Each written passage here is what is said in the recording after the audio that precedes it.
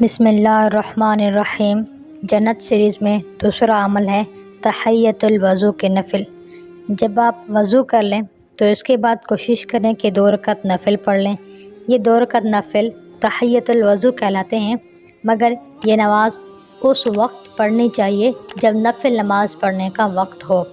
3 اوقات ایسے ہیں جن میں نفل نہیں پڑھے جاتے: فجر کی نماز سے لے کر سورج کے طلوع ہونے تک، دوپہر میں جب سورج عین سر پر ہوتا ہے تو 15-20 منٹ کا وقت نفل نہیں پڑھتے، عصر کی نماز سے لے کر مغرب کی نماز تک۔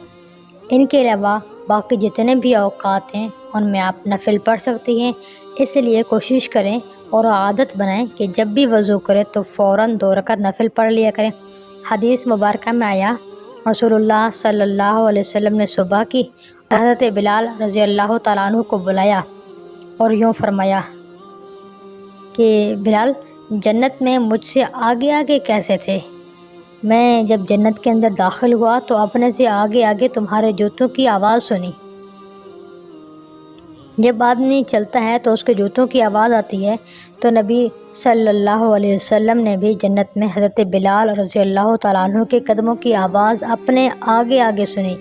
چنانچہ آپ صلی اللہ علیہ وسلم نے فرمایا کہ بلال، تم کون سا ایسا عمل کرتے ہو کہ میں نے جنت میں تمہارے چلنے کی آواز اپنے سے پہلے سنی؟ حضرت بلال رضی اللہ تعالیٰ عنہ نے عرض کیا، اے اللہ کے پیارے رسول، میں جب بھی اذان دیتا ہوں 2 رکعت نفل پڑھتا ہوں، اور مجھے جب بھی حدث پیش آتا ہے تو میں وضو کر لیتا ہوں۔ رسول اللہ صلی اللہ علیہ وسلم نے فرمایا، انہی وجوہات کی بنا پر تم جنت میں میرے آگے آگے چل رہے تھے۔ اب دیکھیے کہ بلال کو اللہ نے اس درجے پر اس لیے پہنچا دیا کہ وہ جب بھی وضو کرتے تھے تو 2 رکعت نفل پڑھ لیتے تھے۔ یہ 2 کام ہو گئے، ایک وضو کے بعد دعا پڑھنا، اس پر جنت کی الگ خوشخبری ہے۔ دوسرا وضو کے بعد 2 رکعت تحیۃ الوضو پڑھنا، اس پر جنت کی الگ خوشخبری ہے۔ 2 رکعت پڑھنے میں بمشکل 2 منٹ لگتے ہیں۔ اب اگر یہ کہا جائے کہ جی جنت بہت سستی ہے تو یہ بات 100% ٹھیک ہوگی۔ امید کرتی ہوں میری باتیں آپ کو پسند آئی ہوں گی۔ مجھے دعاؤں میں یاد رکھیے گا۔